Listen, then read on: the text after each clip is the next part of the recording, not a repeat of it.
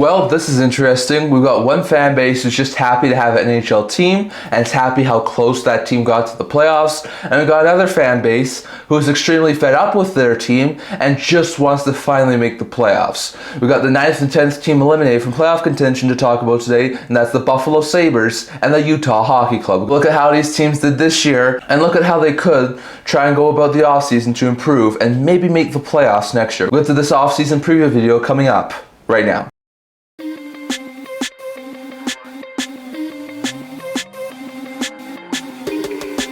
Hello everyone, welcome back to another video here at the End-to-End Hockey channel. Before we get started, don't forget to like this video and subscribe below. Thank you for all your support. I would never just love you guys if you haven't already. Hit the subscribe button down below, really does help out the channel, and we're on the road to 500 subscribers. Don't forget to leave a comment in the comment section below listing all those in today's video. So in today's video, we have the 9th and 10th team eliminated, another offseason preview video, as are the Buffalo Sabres and the Utah Hockey Club. The Sabres were able to go on a really good run and stay off elimination for quite a bit of time, but it finally caught up to them and they have been eliminated. And then the Utah Hockey Club has also been eliminated from playoff contention after what was actually pretty good season. So we'll touch on both these teams here. The Sabres were the first team eliminated by one day, so we'll talk about the Sabres first. So if you look at their top 3 point scoring leaders and goal scoring leaders, their point scoring leaders, Tage Thompson led the team with 72 points. He was followed by Rasmus Dahlin, who had 68 points, and JJ Peterka, who had 66 points. So at least they had a couple of 60 plus point players, which is really good stuff there for Buffalo. And goal scoring wise, Thompson, once again, really good goal scorer. He had 44 goals this year, which led the team in goal scoring. He was followed by Tuck with 35 and Peterka who had 26. So you probably want to see a couple more guys at the 30 goal mark and probably a couple more guys at the 60 point plateau, maybe even get a little bit higher than 70. But still, they had decent showings from guys like Dahlin, Peterka, Tuck, Thompson offensively. So it wasn't the worst in the world when we've seen a couple of these other teams, but it wasn't the best in the world either.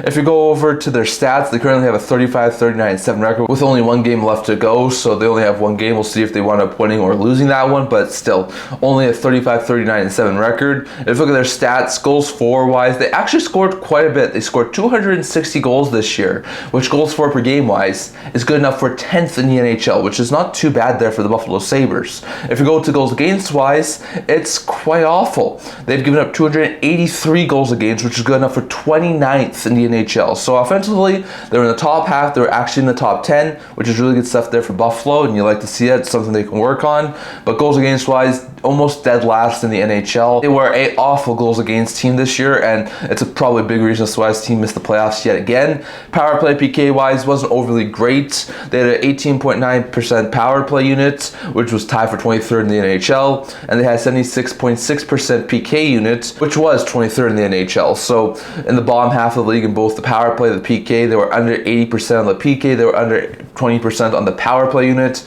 So all in all, it was not an overly great season special teams wise there from Buffalo. So special teams was not really good from the Sabres. Goals against wise was not really good there from the Sabres. Goals for wise was decent and in the top 10, but it probably could have been better too. So all in all, not overly great stats there from the Buffalo Sabres. They currently have a projected $21.4 million in cap space to spend this offseason. 3 reasons I think this Buffalo Sabres team missed the playoffs for the 14th straight year. One is the big losing streak they had at the end of November, beginning of December, and I think it may have bled into January too. That 14-game losing streak that they had completely derailed their season, because before that, they were in a playoff spot. They were in a top 3 spot in the Atlantic Division. They were looking good, but then they went on a 14-game losing streak that took them into the bottom end of the Eastern Conference, and while they were able to climb somewhat out of it and pass a couple of teams, like a Boston, like a Philadelphia, it was not enough to put them into the playoffs. So that 14-game losing streak at the beginning of the season in November, December, that completely derailed their season, and is a big reason as to why this team wound up missing the playoffs. Win a couple more games, they're closer to the playoffs spot, maybe they don't lose as much. So that's a big reason. The second one was the awful defense, like I just talked about. They're 29th in the goals against department. They were awful this year goals against wise. So they need to definitely tighten it up. I'm not sure what they need to do, whether that be trying to add some more defensive minded guys on the blue line, have Samuelson hopefully be a little bit healthier. Like, I'm not exactly exactly sure what they need to do to this blue line or the goaltending wise, but they need some better goaltending and more stable goaltending. And the third was a subpar special teams. As we talked about, they were 23rd in both the power play and PK this year, which is not overly good. So they're going to need to do some things in the offseason to get better special teams, because if they can at least get these guys at least average, they'll be a whole bunch better. If they can get to like a 20-ish% power play unit and an 80-ish% PK unit, I think they'll be a lot better special teams wise. So all in all, the 14-game losing streak, the fact that this team had awful defense, and the fact that this team had subpar special teams were the three main reasons, in my opinion, why the Sabres missed the playoffs for the 14th year in a row. Next, going over to a couple of pending UFAs, RFAs, and their draft capital for this upcoming offseason. And if you look at their UFAs, there's not a whole bunch here. They have Luke Rusak, they have Kale Clegg, James Reimer, and Felix Sandstrom. Sandstrom, Clegg, Rusak all didn't play the NHL level this year. They were all AHLers. I highly doubt any of those guys will be back. Maybe they bring back one on like a short-term league minimum deal to be a backup and play the AHL level, but I highly doubt any of those guys will be back. Then they also have James Reimer, who had a 9-8-2 record, a 2.84 JA, and a 904 save percentage. Not too bad numbers, although Reimer is getting up there in age. They have Levi in the minors, who I think will probably want to play the NHL level next year, and I highly doubt they'll want to bring back Reimer, so I think he's probably gone too. On the RFA side, you have Ryan McLeod, Jack Quinn, JJ Peterka, Tyler Kozak, Tyler Tullio, Jacob Bernard-Docker, Bowen Byram, Ryan Johnson, Eric Brandstrom, and Devin Levi. They have a ton of players becoming RFAs this year. Now, if you look at the RFAs in the forward group, you have Tyler Tullio, who's a prospect, not playing an NHL game this year. I think he'll probably wind up being brought back on like a short-term deal. Tyler Kozak had 3 goals and 5 points in 21 games this year, was a call-up option. Think he'll probably wind up being brought back too. You also have JJ Peterka, who had 26 goals and 66 points in 76 games. Jack Quinn, who had 14 goals and 37 points in 73 games. And Ryan McLeod, who had 19 goals and 50 points in 78 games. All three of those guys were studs in the top 9 this year. McLeod's a 3C, and Peterka and Quinn is top 6 wingers. So I highly doubt that any of those guys will be let go. I think all those guys will be brought back on like maybe bridge deals, or very likely I could see them wind up being brought back on like longer term deals. Defensively, you have Jacob Bernard-Docker, who had 2 goals and 7 points in 39 games, and Eric Brandstrom, who had 3 goals and 8 points in 28 games. Both can be decent third pair guys. Wouldn't be surprised if the Sabres maybe didn't qualify, but also wouldn't be surprised if they were brought back on like 1 to 2 year deals. You have Ryan Johnston, who played in 3 games this year for the Buffalo Sabres. He's more of an AHLer at this point, but I think eventually could be a solid third pair of guys. So I think very likely chance he gets brought back. And then you have Bowen Byram, who had 7 goals and 38 points this year in 81 games. He's going to command a high asking price. Wouldn't be surprised if the Sabres maybe considered a trade of him, or they try to bring him back, but I highly doubt he gets just let go and not qualified. Then you also have Devin Levi, who had a 2.7-0 record with a 4.12 JAA and 8.72 save percentage, but he's still the goalie of the future, so I highly doubt that they'll let him go, and I fully expect him to be brought back. So McLeod, Quinn, Peterka, Kozak, Byram, probably Jacob Bernard-Docker, and Levi. I expect all those guys to be brought back for the Buffalo Sabres, so interesting note there. Next, going over to the draft capital for Buffalo in this upcoming draft. They currently have 9 picks for this upcoming draft, so that's interesting note there. They have each and every one of their own draft selections, so 1st, 2nd, 3rd, 4th, 5th, 6th, 7th. They have all of their own draft selections, plus they have 2 extra ones, which is why they have 2 more than the average team. They have Nashville 7th and the Wild 4th, so only have 3 picks in the first 3 rounds. Not something you overly want to see from a team who missed the playoffs quite handily this year, but still, they have 9 picks, which is decent, and they could use it to try and improve this team even further. So we're going to have to wait and see on that, but 9 picks is a decent amount there for the Buffalo Sabres, same amount the Sharks and the Blackhawks had. And lastly, going over to 5 ways I think the Sabres should go around this offseason to try and improve this team and get better for next year. Now, firstly, I think that this team is at the point where they need to start moving off some of their draft picks and top prospects to try and get instant help. The first thing I think this team should do this offseason is move some of their top picks, like maybe their first round pick in this year's draft, or top prospects, to get a forward upgrade. I think they could get some defensive upgrades too, but I think they will try and target a forward, whether that be a guy like Chris Kreider from the Rangers organization, Ziegler in Anaheim, McCann in Seattle, or Pittsburgh's Rickard Rakell. I definitely think they should try and target someone on the forward group with one of their draft picks or their prospects. Like, I think this team needs some more veteran experience, and I think using some of their draft capital or their picks to try and trade in a package to try and get that sort of experience would be a smart move there for the Sabres. The second one I think is have Levi play the NHL level. I know he didn't do overly good this year, but he only got into 9 games of NHL action. I think Levi at some point is going to have to become the starter at the NHL level, so I feel like whether that's moving Ukko-Pekka Luukkonen or not bringing back James Reimer or whatever they want to decide to do, I feel like trying to have Levi be at the NHL level next year is going to be a top priority for the Buffalo Sabres. The third priority for the Buffalo Sabres has to be consider moving Byram. Now, the Sabres already have 2 $8 million plus defensemen on their books. They have Power, who I think is making just over $8 million, and they have Dahlins, who making $11.5 million. So those are 2 top-end defensemen. Byram's probably going to command between $6 and $8 million in the RFA market this year, so I think they should try and consider moving him if they don't want to pay him that sort of an asking price, because I think if you move Byram with the way he played this past year, you could get a really good return for Byram, like maybe a first-round pick, decent prospect, roster player. Not exactly sure who they could try and target if they were to move Byram, but I think there'll be a ton of teams who could use a young top 4 defenseman in their top 4 of that system, so I definitely think they have to consider moving Byram, especially if the trade offers are good enough. The fourth one I think is add some veterans to this team. This is a primarily younger blue line, a primarily younger team. They do have some veterans like a Tuck, Thompson, and a couple of other older guys, McLeod, Zucker, but they don't have an overabundance of veterans, so I think whether that's trying to add some maybe depth forward, depth defenseman, maybe trying to add a veteran who can play in the top 4 of the defense, top 6 of the forward group. Not exactly sure how they'll go about it, but I think adding some veterans is going to be a key piece this year for the Sabres to try and get some more experience in this team, maybe have a winning mentality next year. And the last one I think is adding a defensive-minded top 4 defenseman. We just talked about this. This team was awful goals against wise. They did not have an overly great season in the goals against department.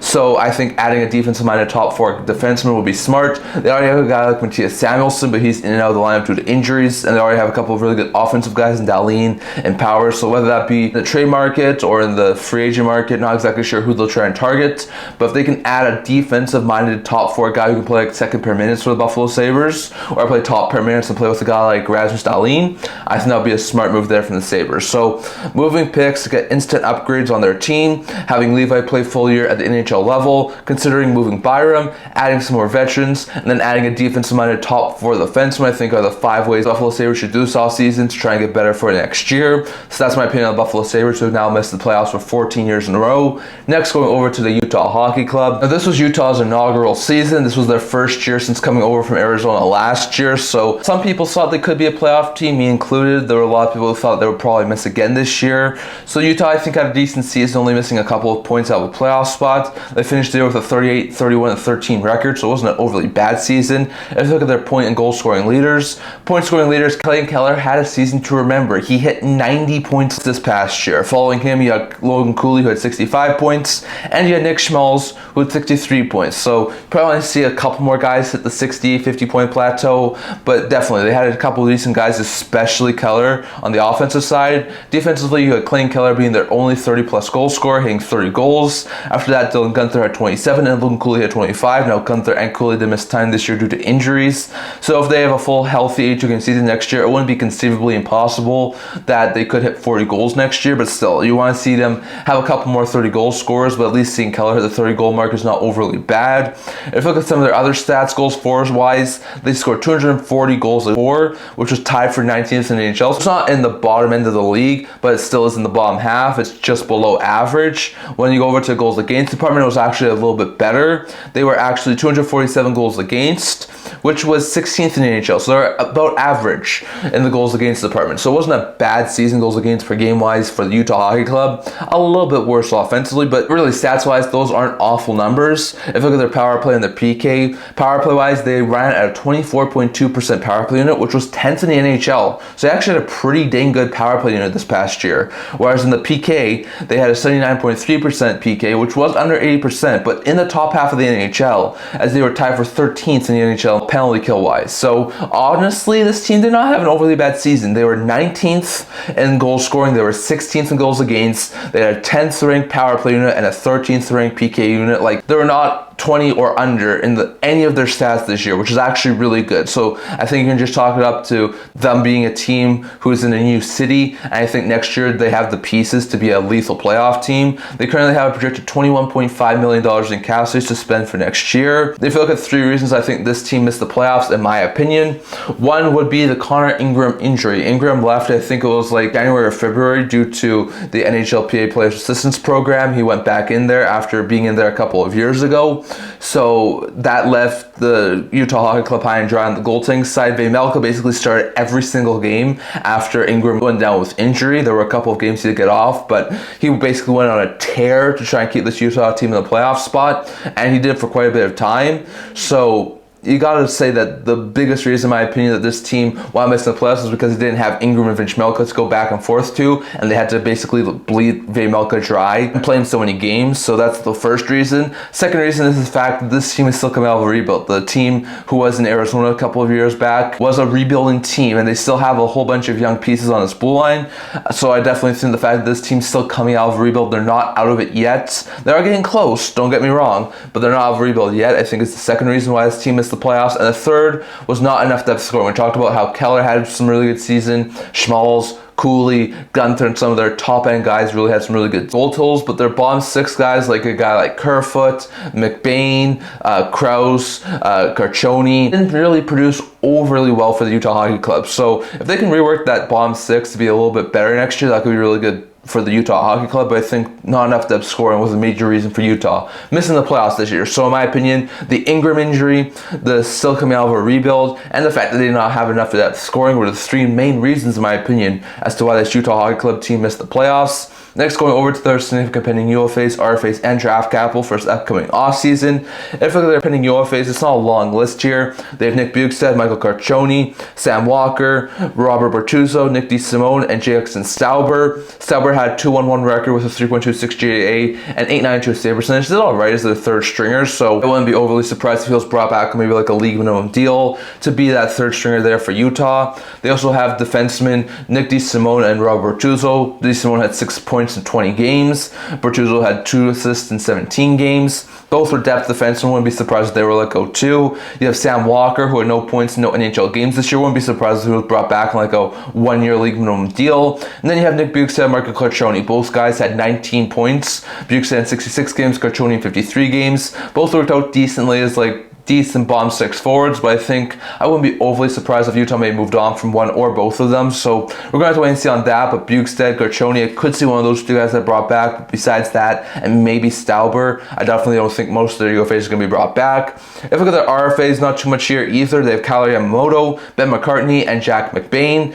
For Yamamoto, he has 2 goals and 3 points in 11 games. McBain had 13 goals and 27 points in 82 games. And McCartney had no points in no games. McCartney is a prospect playing over in the AHL. I definitely think he'll be brought back. Yamamoto, I think, was probably going to be not qualified. And McBain, after the season he had as like a solid 4th line center, I think there's a chance he'll be brought back by Utah. So not an overabundance of pending free agents there on either the UFA or RFA side for Utah. Next, going over to their draft capital. They don't have too much draft capital. This team only has 6 draft picks, which I think is the lowest amount of any teams we talked about during these offseason preview videos. They have their own draft selections 1 to 6 rounds. So they don't have their own 7th round pick, but they have their own draft selections in the 1st, 2nd, 3rd, 4th, 5th, and 6th round. So interesting note there, below average for a team, because usually you see a team have 7 draft selections. So they're going to have 6. So not overly great stuff there for Utah, especially given the fact they did miss the playoffs. But still, they have a decent amount of draft capital. It's not too little. And I do think that they will be able to utilize those draft picks as well. So interesting note there.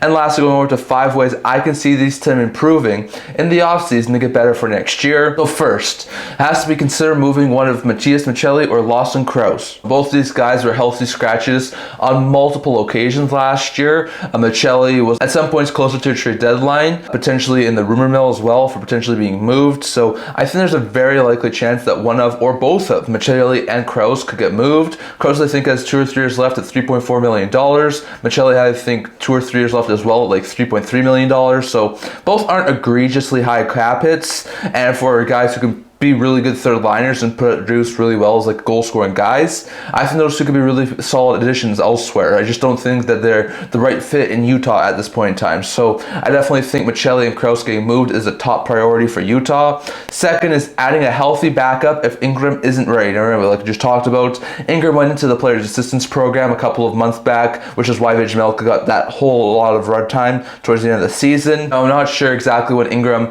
could potentially be back for Utah, but if he's scheduled to probably miss the start of the season, and it sounds like he'll probably miss even more time than that, I think that the Utah Hockey Club has to spend some money in trying to get a backup for Vejmelka. They just signed Vejmelka to a 5-year extension, so they aren't moving on from him, but I definitely think trying to add a backup to Ingram would be a smart move there for Utah if Ingram's still injured. So there's probably a couple of interesting options like a Jake Allen, for instance, in the free agent market, and I wouldn't be surprised if they could try and target like a guy like Elsmer Sleekins or Tristan Jarry on the trade market. So we're going to have to wait and see on that, but if Ingram isn't healthy enough to start the season, I think that the Utah Hockey Club will be smart enough to try and go after a backup. Third, I think has to be going after an older top 6 forward. Now this team has a lot of really good young pieces, Schmalz, Keller, Payton, Cooley, Gunther. Like, they have a lot of really elite level forwards, but they don't have a whole bunch of really experienced older type veteran forwards. So I definitely think trying to add some more veteran help would be a really good addition there for Utah, especially if we could get them in like a top 6. Like, I'm not exactly sure who they'll try and target, but